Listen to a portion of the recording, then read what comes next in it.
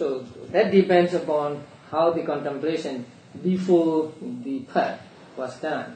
So if the contemplation is done on a signless aspect, then the path also gets the name signless and so on. However, in the Bodhisattva, insight knowledge is expressed as follows. It is expressed firstly as the void liberation by its liberation and so on. And it's a little confusing here because we understand that liberation is the name of path. But the Visuddhimagga is telling us that the contemplation is called signless and so on. But actually, it is not the contemplation, but it is not the contemplation, but the path is called, in Pali, vimokha, liberation. So liberation means path and not contemplation. But in the Bodhisattva, it is said that the contemplation is called liberation, contemplation is called liberation, and so on.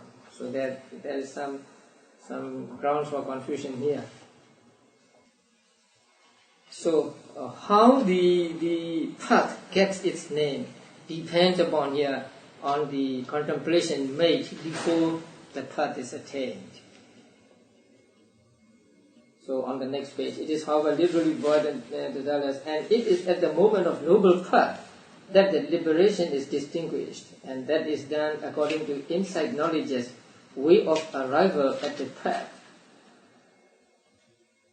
That means it is done by way of insight as source. So we take insight or contemplation as a source for the name which the path gets. If the insight or if the contemplation is signless, then the path is also called signless. If the contemplation is desireless, then the path is also called desireless. If the contemplation is voidless, then path is also called voidless, void or voidless. So how the path gets these names depends on how the contemplation was done.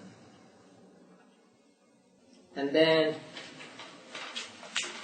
it said that on paragraph 66, it becomes a condition for the classification of noble persons in 7 kinds. So we know that there are 8 noble persons, right? 8 Ariya persons or noble persons.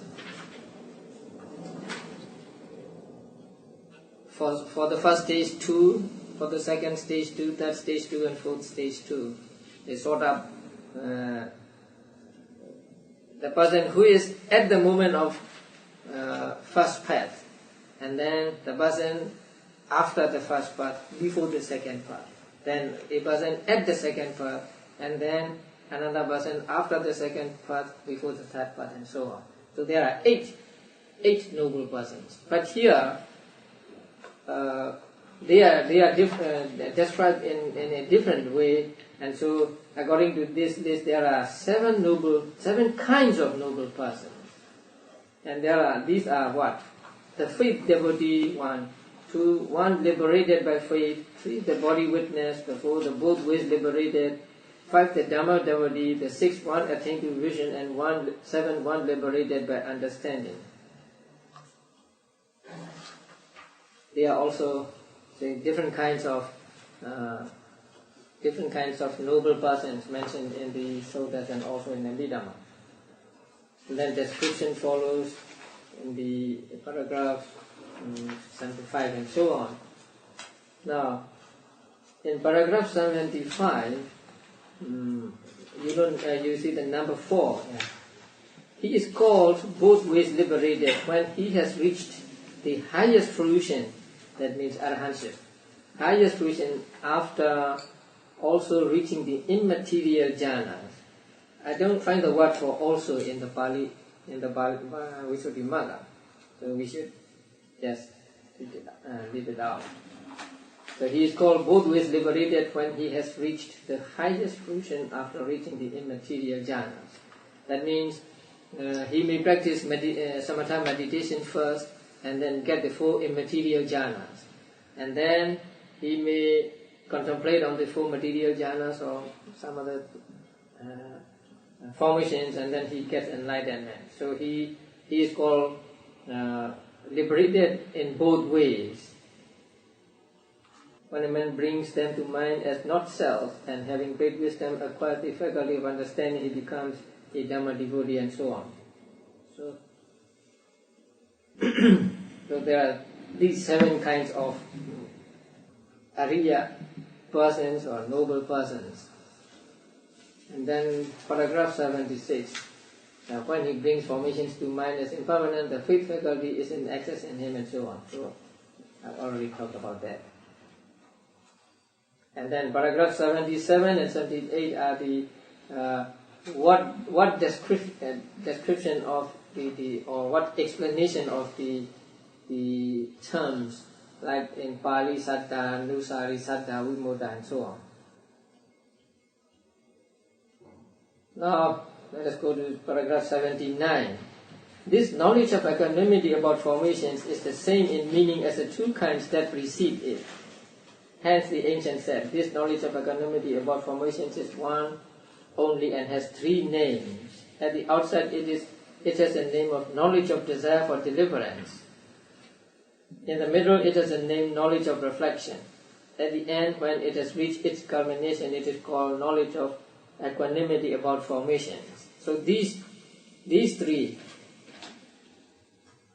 are actually one kind of knowledge. But in the books, they are described as 3 kinds of knowledge. So the knowledge of equanimity about formations is one only and has 3 names. So they can be called knowledge of equanimity about formation, or they can be called by their respective names. And then at the beginning of paragraph 80, something is missing. And that is, it is said in the text also. So that translation of that is missing. I mean, in the original it is said Pali Yampi Vottam. So that is missing here. So it is said in the text also, because the following is a formation from the text. How is it that understanding of desire for deliverance, of reflection and of composure is knowledge of the kinds of equanimity about formations and so on? So it is taken from the Visuddhimagga, and then explanation of it in paragraph 81. Now let us go to paragraph 82. Furthermore, it may be understood that this is so from the following text. For this is said, desire for deliverance and contemplation of reflection and equanimity about formations, these things are one in meaning and only the latter is different. So this is another quotation that shows that these 3 are actually one. Next, insight leading to the emergence of the path. So we have read about that. I read that. And then in paragraph 84, there is a description of how a yogi contemplates and how he emerges. That means how he becomes enlightened in many different ways. So the one is, after interpreting the internal, it emerges from the internal. After interpreting the internal, it emerges from the external.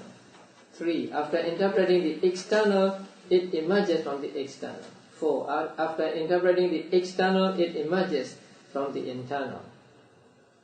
5. After interpreting the material, it emerges from the material. After interpreting the material, it emerges from the immaterial. After interpreting from immaterial, it emerges from immaterial. 8. After interpreting the immaterial, it emerges from the immaterial. 9. It emerges at one stroke from the 5 aggregates. 10. After interpreting as impermanent, it emerges from the impermanent. 11. After interpreting as impermanent, it emerges from painful. After interpreting as impermanent, it emerges from not self. And so on and so on. Now, here interpreting means just the same thing as I said, contemplating, not really interpreting. So, contemplating the internal, it emerges from internal, external, and so on. We will read the first explanation in paragraph 85. Now, someone does his interpreting at the start with his own internal formations. That means he contemplates on his internal formations, his material properties in his body, mental states in his mind, and so on. So, he does his interpreting at the start with his own internal formations. After interpreting them, he sees them. But emergence of the path does not come about through seeing the bare internal only, since the external must be seen too.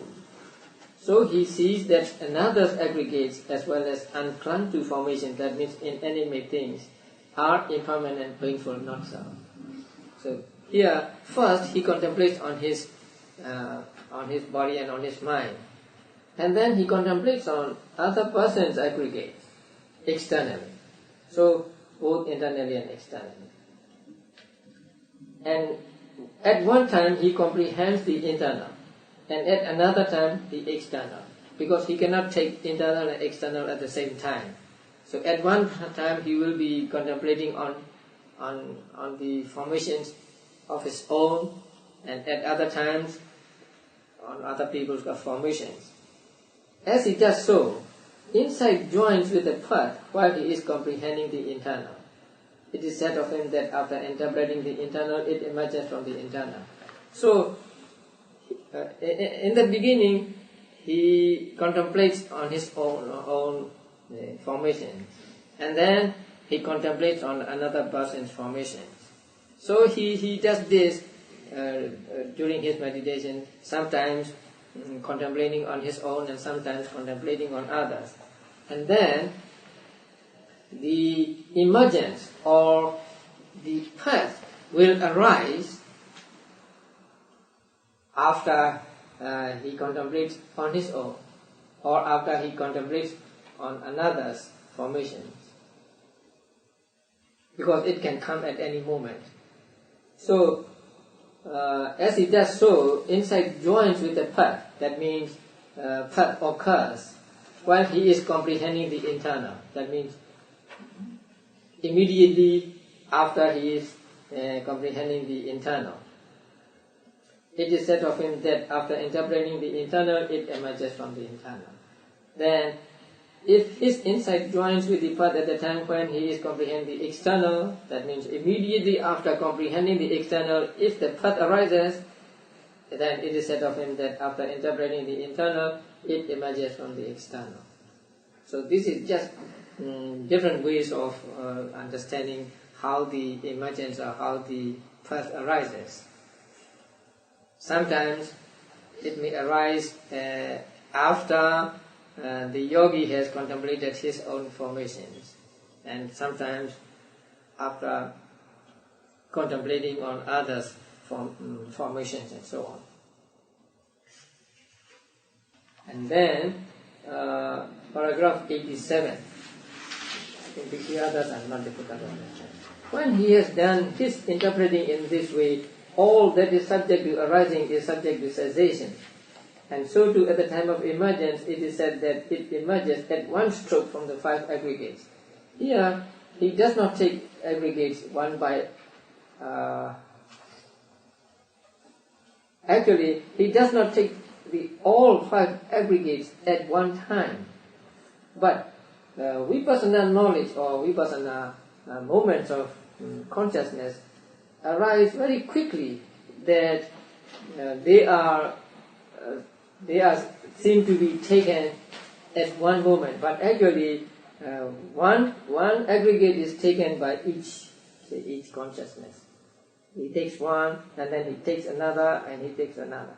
He cannot take all five together. But since Vipassana is so fast at that time that it is said that he contemplates on them at one stroke. Actually, it cannot be that way. And the other explanations are not difficult to understand. Now, the author wants us to understand this knowledge very clearly, and so he gives us 12 similes. 12 similes should be understood in order to explain this insight leading to emergence and the kinds of knowledge that precedes and follow it. Here is the list: the bat, the black snake, the house, the oxen, and the goat. How do you say that? Ghoul? Ghoul. Oh. It's like a ghost or... Yeah. Oh. The child, hunger and thirst and cold and heat and darkness and by poison too. Now, the number 2 should be not black snake, but cobra. The literal translation is black snake, but it is not used in that sense actually. The Pali word is Kanha Sabba. So Kanha means black and Sabba means snake. But when these two words are joined to mean one animal, then it does not mean a snake which is black in color, but it means a cobra. Maybe cobras are generally black? No.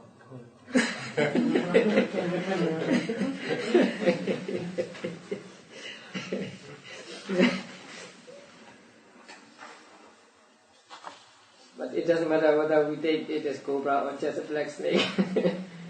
And then the similes explain one by one. So let's read the first simile, the bat. There was a bat, it seems. She had alighted on a maduka tree, a certain tree, with 5 branches, thinking, I shall find flowers or fruits here. She investigated one branch, but saw no flowers or fruits there worth taking. And as with the first, so too she tried the second, the third, the fourth, and the fifth, but saw nothing. She thought, this tree is barren, there is nothing worth taking here, so she lost interest in the tree. She climbed up on a straight branch, and poking her head through a gap in the foliage, she looked upwards, flew up into the air, and alighted on another tree. Herein the meditator should be regarded as like the bat. The 5 aggregates of objects of clinging are like the maduka tree with the 5 branches. The meditator's interpreting of 5 aggregates is like the bat alighting on the tree. His comprehending the materiality aggregate and seeing nothing there worth taking. Comprehending the remaining aggregates is like trying each branch and seeing nothing there worth taking, trying the rest. His triple knowledge, beginning with desire for deliverance, after he has become dispassionate towards the 5 aggregates, through seeing their characteristic of impermanence, etc., is like her thinking. This tree is barren, there is nothing worth taking here, and losing interest. His conformity knowledge, which comes after the knowledge of equanimity. His conformity knowledge is like her climbing up the straight branch. His change of lineage knowledge is like her poking her head out and looking upwards. His path knowledge is like her flying up into the air. His fruition knowledge is like her alighting in a different tree. And there is another simile of the black snake. This simile has already been given in paragraph 49. But the application of the simile here is this. Change of lineage knowledge is like throwing the snake away. Path knowledge is like the man standing and looking back whence he had come after getting free from it. Fruition knowledge is like his standing in a place free from fear he had got away. This is the difference. So we have read that simile, and I think this is to be added to that simile, because there the moments of change of lineage and others are not explained. So we can combine these two to get a whole simile. And then the other similes are explained, the house, the oxen, and so on. The last group paragraph 102. Hunger, thirst, cold, heat, darkness, and by poison. These 6 similes are given for the purpose of showing that one with insight that leads to emergence tends, inclines, and leans in the direction of the supramundane state. So it is just to show that that person leans towards nibbana or supramundane states. That is why it was said above. Now, next page, paragraph 109. That is why it was said above, when he knows and sees thus, his heart retracts, and quiets from the 3 kinds of becoming, the 4 kinds of generation, the 5 kinds of destiny, the 7 stations of consciousness, and the 9 abodes of beings. His heart no longer goes out to them. So at this stage, Mahasi Sayadaw said, even if you try to send your thought to other objects, it will not go. You just want to be here or on the object and not to the other objects. Just as water drops retreat and so on. But at this point he is called one who walks aloof, with reference to whom it is said. And then, what governs the difference in the noble paths, enlightenment factors, etc.? And this is also for us to understand how the enlightenment or how the path is governed by or determined, how the quality of path is determined by here by vipassana and also by some others. Now, this knowledge of equanimity about formations governs the fact that the meditator keeps apart. It furthermore governs the difference in the number of the noble paths, enlightenment factors, path factors and jhana factors, the mode of progress and the kind of liberation. They will explain later one by one. For while some elders say that it is the jhana used as the basis for insight, leading to emergence, that governs the difference in the number of enlightenment factors, path factors and jhana factors, and some say that it is the aggregates made the object of insight that govern it, and some say that it is the personal bent or one's own wish that governs it. Yet it is, now let us leave out only, yet it is this preliminary insight and insight leading to emergence also that should be understood to govern it in their doctrine also. So we put 2 also there. Now, there are three opinions about it. How the path gets its name. So the first group of teachers say what? Now, it will be explained in the following paragraph. But let me tell you this. There are persons who do not have any jhanas, who do not practice any samatha meditation at all, but who practice vipassana meditation. And there are those who have jhana, but they don't use this jhana as the object of vipassana meditation. They have attained jhanas, but when they practice vipassana meditation, they do not contemplate on the jhanas, but they contemplate on other mental and physical phenomena. And there are others who have jhanas, but who do not use jhana at all when they practice meditation. So for them, the path that arises is like the first jhana. That means it has all the components of first jhana. I'll tell you again. You don't seem to understand, huh? Could you explain a little bit about the jhana, though? The jhanas are the, let me say, the what do you call that? Higher states of consciousness. And jhanas are attained through the practice of samatha meditation, not through vipassana meditation.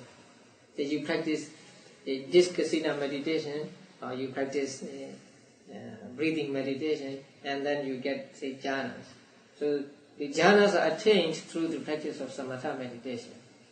Now, a person who practices vipassana meditation may have not attained any of the jhanas at all. He is a pure vipassana meditator. So there are no jhanas for him. And there is another person who has jhana, who has attained jhana. But he didn't make use of jhana at all when he practiced meditation. There was vipassana meditation. So he is more or less like the other person who has no jhana. And there is another person who uses his jhana when he practices vipassana meditation. That means he enters into jhana. But after emerging from that jhana, after getting out of that jhana, he does not use the jhana as the object of meditation, but he used the other formations as the object of meditation. So the path of such a person is said to resemble the first jhana. Now, there are five factors in first jhana: vitakka, vichara, piti, sukha, ekaggata. Right? Initial application, sustained application, joy, happiness, one-pointedness of mind. Now, in the second jhana, four factors, right? In the third jhana, 3 factors. In the fourth jhana, 2 factors. In the fifth jhana, 2 factors.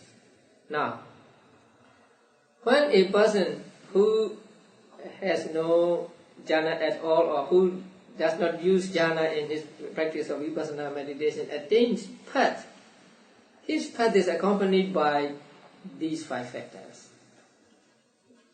You can find some of these in the 8 factors of path.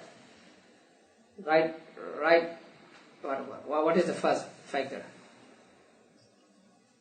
Right understanding, right thought, right speech, right action, right livelihood, right effort, right mindfulness, right concentration. So these are all there with the first path. And so with the first path, we find vitakka. Vitakka is the right thought.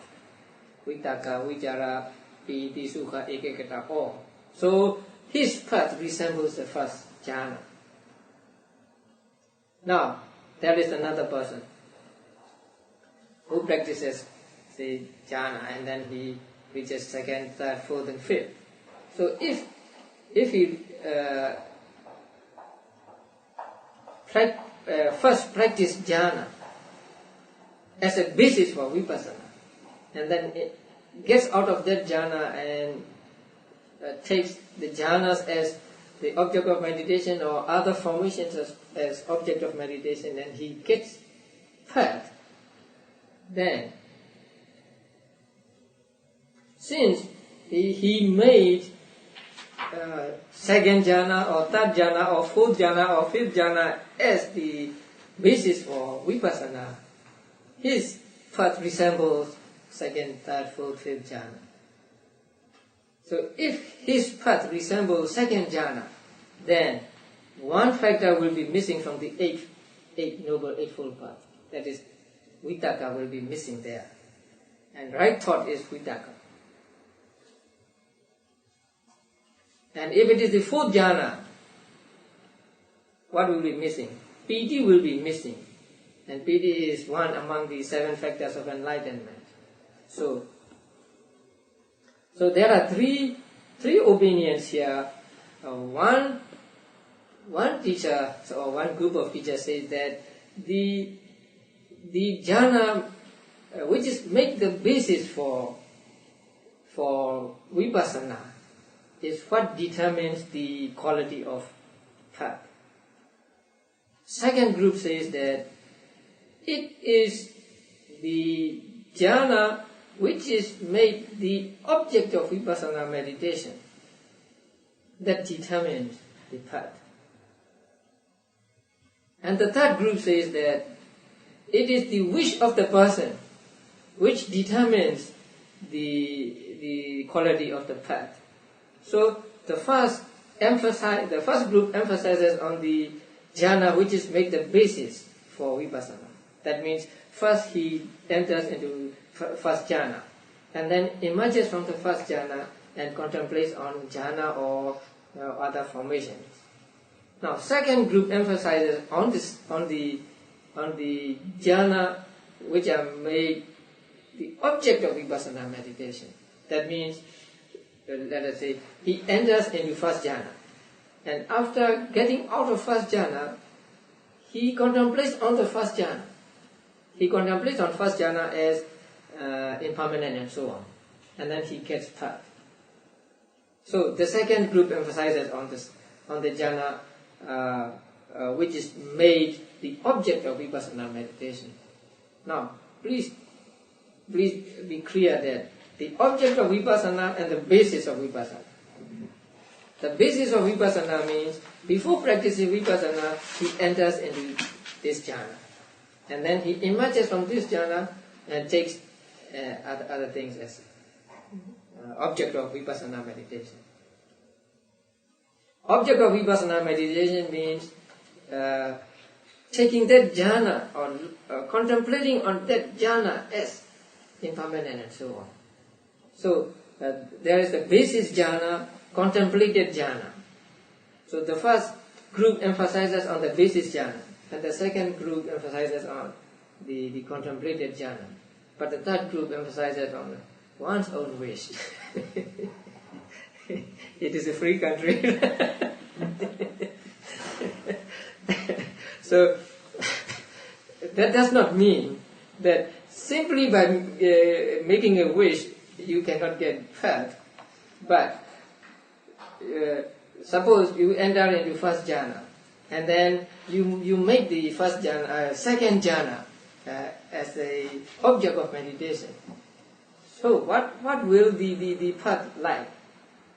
According to the first group of teachers, your path will be like first jhana, right? According to the second group of teachers, your path will be like second jhana. What about the third group? They say that according to your wish, if you want the path to resemble first jhana, then your path will be that way. But if you want your path to resemble second jhana, then it will be like second jhana. So you have a choice there. So that choice or that wish comes not without jhanas. First you have to have jhanas, and you make the jhana the basis of vipassana, and also you make the jhanas the object of vipassana, and then you choose from this. Sometimes you have a wish that may my path resemble first jhana, or may my path resemble second jhana. But it is said that if a person has no such wish, then the higher the path will resemble the higher jhana. For example, you enter into the first jhana, and you get out of it, and you make the second jhana the object of meditation, and then the path occurs. But if you have no wish, whatever path comes, I don't mind, then your path will resemble the second jhana because it is a higher one. So the higher jhana get the precedence there. So in the following paragraph you will find factor 7 or 6 or whatever. So factor 7 means without what? Without right thought or vitakka. And 6 in enlightenment factors mean without piti, because in the fourth jhana piti is missing, right? So there are these three kinds of opinions or theories. And the Visuddhimagga said that even according to these teachers, vipassana can be a deciding factor also. Not only the jhanas, but vipassana can also be the deciding factor. And then the progress on page 780, and that is some people can get enlightenment in a short time without much difficulty, but some have difficulty short time and so on. So there are different kinds of people. Now, if insight has from the start only been able to suppress defilement with difficulty, with effort and with prompting, then it is called of difficult progress. The opposite kind is called of easy progress and so on. And when the manifestation of the path, the goal of insight, is slowly effected after defilements have been suppressed, then it is called of sluggish direct knowledge.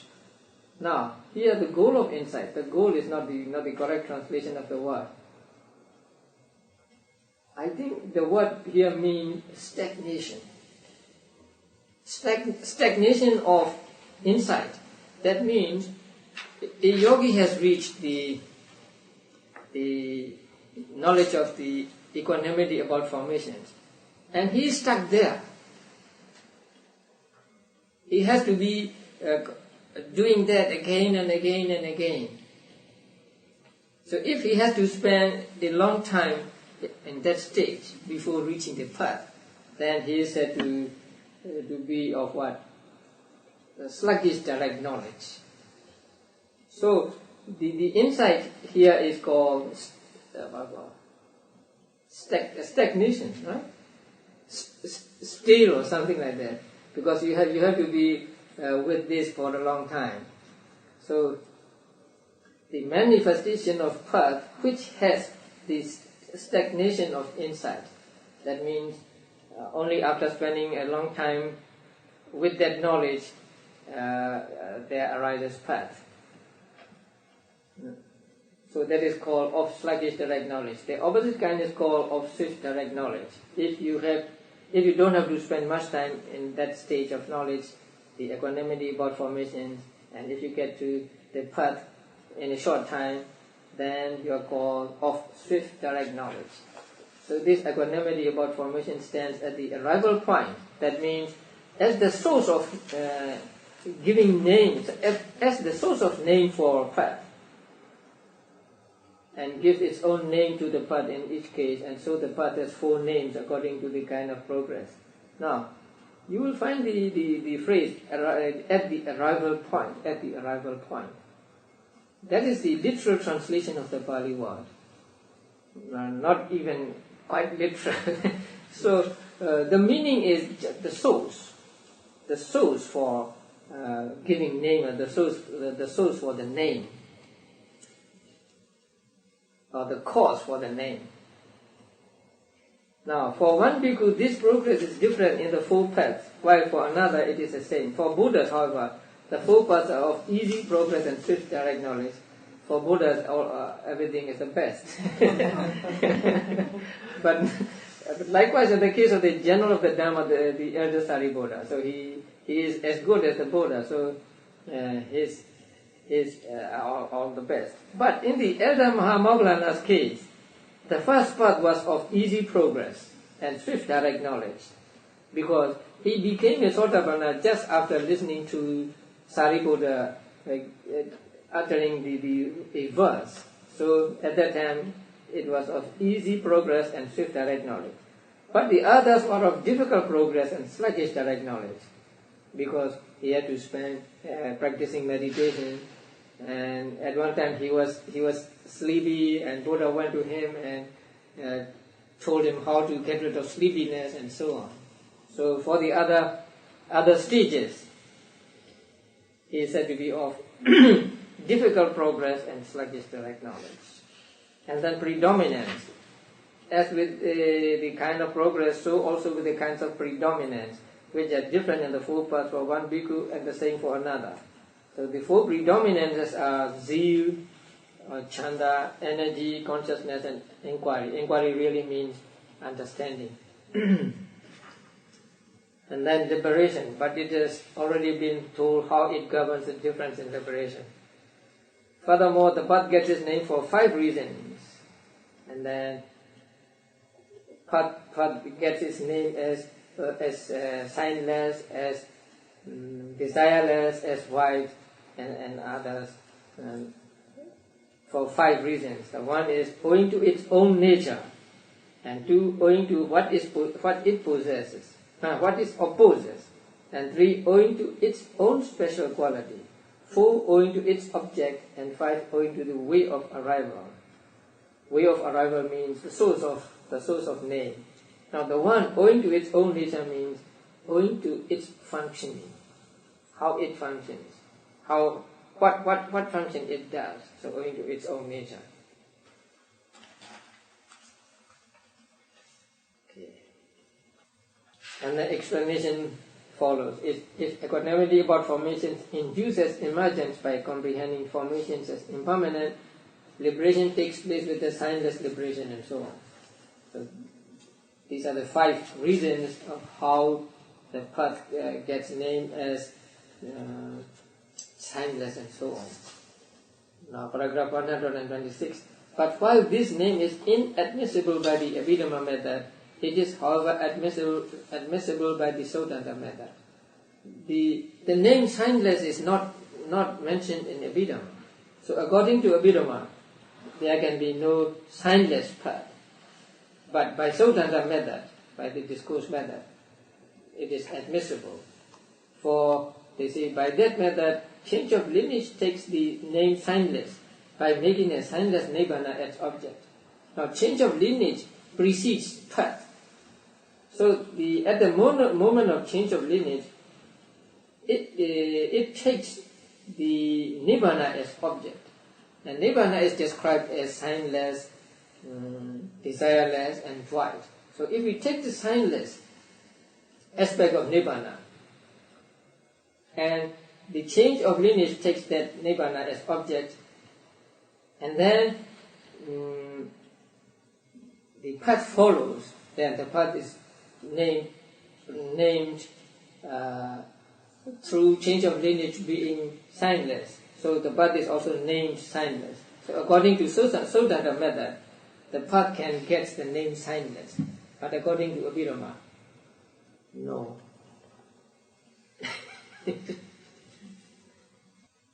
And its fruition can be called signless too, according to the path way of arrival. So, since path is called signless, the fruition which follows it could also be called signless. So, the change of lineage is a cause for the path to get the name signless, and the path is the cause for the fruition to get the name signless. So, in the Sotanta method, these can be called signless, or they get the name signless. But according to Abhidhamma method, they cannot be called signless. Lastly, contemplation of pain is called desireless because it arrives at the path by drying up desire for formations and so on. Okay, I think we'll stop here. So next time, conformity knowledge. We have 2 more weeks, right? 2 more classes, I mean. Yeah. Okay. Is the Abhidhamma method the jhana method? Oh no, it is according to what is said and what is taught in Abhidhamma. No, but then talk about the jhanas along the yeah, jhanas are taught in Abhidhamma. But then some saying say that Abhidhamma is a jhana method. Abhidhamma is not necessarily jhana method. It can be jhana method or no jhana method. Or vipassana? Vipassana can be practiced unmixed with samatha, or it can be practiced with samatha. So there are 2 ways. Say vipassana yanika and samatha yanika. Say one who has a vehicle of samatha and one who has vehicle of vipassana. So when we say one who has a vehicle of samatha, we mean that he practices samatha meditation first and gets jhana or gets samadhi, and then takes that jhana or samadhi as the object of meditation and then practices vipassana. You can learn both of them though in the Visuddhimagga, can't you? Both of them are talked about in the Visuddhimagga? Not. Both of them are taught in the discourses, Sutta Pitaka. Yeah. In one Sutta in Anguttara Nikaya, Buddha talk about these two kinds of persons, samatha. Samatha, one who has samatha as vehicle and the other who has vipassana as vehicle. So one who has vipassana as vehicle practices vipassana.